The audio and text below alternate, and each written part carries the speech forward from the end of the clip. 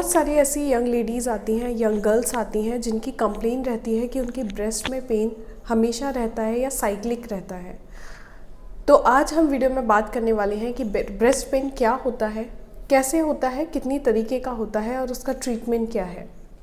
ये आजकल बहुत ही जनरल कंप्लेन हो गई है गर्ल्स की कि बहुत ही कम एज से उनके ब्रेस्ट में पेन शुरू हो जाता है। कभी एक ब्रेस्ट में, कभी कभी दोनों ब्रेस्ट में पेन शुरू हो जाता है।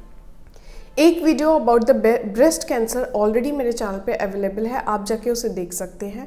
हालांकि इस वीडियो में हम ब्रेस्ट कैंसर के बारे में बात नहीं करने वाले हैं, हम बात करने वाले हैं कि ऐसी कौन सी कॉमन प्रॉब्लम्स रह सकती हैं या जनरल प्रॉब्लम्स रह सकती हैं जिसकी वजह से आजकल यंग लेडीज़ या फिर गर्ल्स ब्रेस्ट पेन सफ़र करती हैं। तो ब्रेस्ट पेन जनरली दो टाइप का होता है, एक होता है साइक्लिक और एक होता है नॉन साइक्लिक। साइक्लिक जैसे कि उसका नाम ही सजेस्ट करता है, वो आपकी मेंस्ट्रुएशन साइकिल से रिलेटेड होता है। और जब मेंस्ट्रुएशन साइकिल आपको आने वाली होती है उससे 10 दिन पहले या फिर 15 दिन पहले वो पेन स्टार्ट होता है और ये हर महीने होता है। वो पीरियड्स आते हैं, पीरियड का पहला दिन होता है, वो पेन चला जाता है और उसको हम बोलते हैं साइक्लिक पेन। साइक्लिक पेन क्यों होता है? साइक्लिक पेन इसलिए होता है क्योंकि हार्मोन्स का लेवल जो है बॉडी में वो एकदम से कम और ज़्यादा होता है, जिसकी वजह से जितने भी रिप्रोडक्टिव ऑर्गन्स होते हैं एक लेडी में वो सब के सब सफ़र करते हैं कहीं ना कहीं।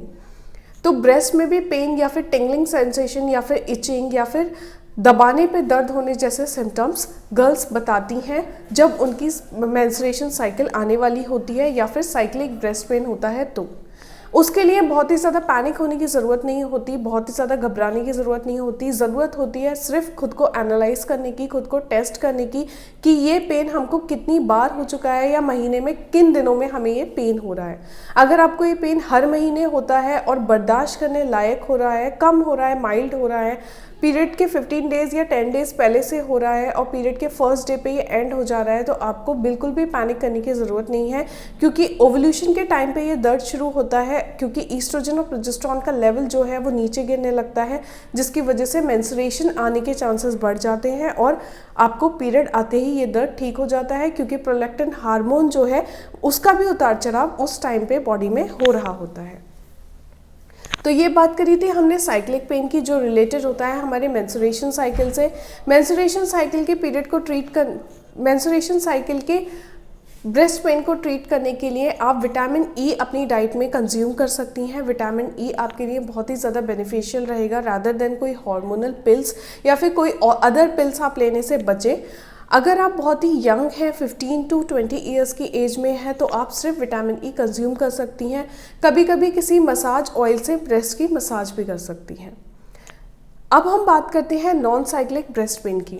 नॉन साइक्लिक ब्रेस्ट पेन क्या होता है? नॉन साइक्लिक ब्रेस्ट पेन मतलब उसका रिलेशन आपके मेंस्ट्रुएशन साइकिल से बिल्कुल भी नहीं होता। ये दर्द कभी भी उठ जाता है, कभी भी होने लगता है और जब आप अपने ब्रेस्ट को फील करते हो तो हो सकता है आपको वहाँ पे रेडनेस या फिर टिंगलिंग सेंसेशन या फिर दबाने पे दर्द आपको महसूस होने लगे।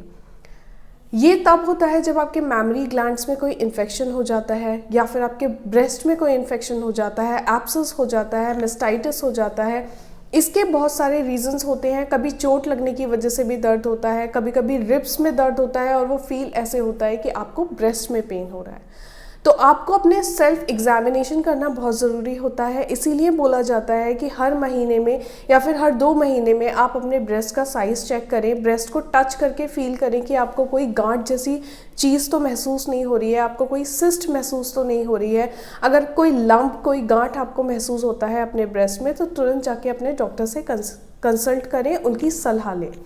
अगर आपको ऐसा लगता है कि कोई लंप था आपके ब्रेस्ट में जो पहले बहुत छोटा था और आपने उसको कंफ्यूज किया था अपने एडिपोज टिश्यू से, आपने उसको कंफ्यूज कर लिया था और अब उसका साइज़ जो है वो बढ़ता जा रहा है, हर महीने आप फील कर रहे हो कि साइज़ बढ़ रहा है और वो थोड़ा सा पेनफुल भी है या उसमें पेन बिल्कुल भी नहीं है लेकिन साइज़ बढ़ रहा है, तो भी आप अपने डॉक्टर से जाके कंसल्ट करें क्योंकि ये ब्रेस्ट कैंसर्स के सिम्टम्स हो सकते हैं, जैसे कि मैंने पहले भी बताया है वीडियोज़ में।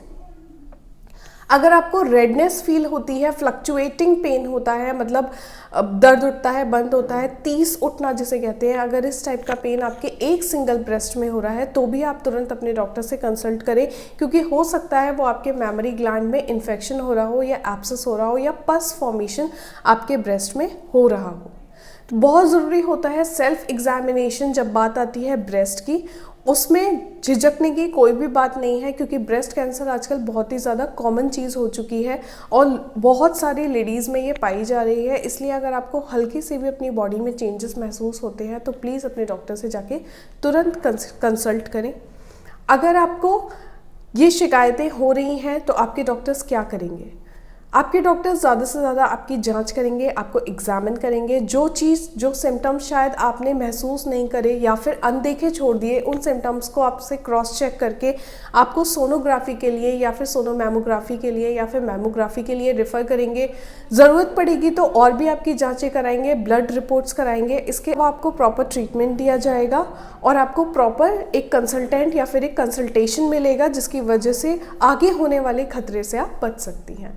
तो इस वीडियो में हमने जाना कि ब्रेस्ट पेन क्या कॉमन होता है, क्या ब्रेस्ट पेन सबको होता है, या ब्रेस्ट पेन कितने टाइप का होता है, और अगर ऐसा हो रहा है तो हमें क्या करना चाहिए।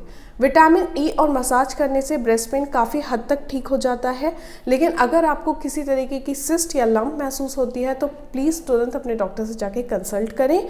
अगर वीडियो पसंद आई हो तो मेरे चैनल को सब्सक्राइब करें, शेयर करें, वीडियो को लाइक करें और ज़्यादा से ज़्यादा लोगों तक ये वीडियो स्प्रेड करें। मुझे कॉमेंट सेक्शन में बताएं कि आप मुझसे कैसी वीडियोज़ देखना चाहते हैं, क्योंकि आप जो मुझे बोलेंगे मैं वही वीडियो लेकर आप सबके सामने आऊँगी। और प्लीज़ जल्दी जल्दी मेरे 1000 सब्सक्राइबर कराइए। रहिए, हेल्दी रहिए। Till then bye and thank you.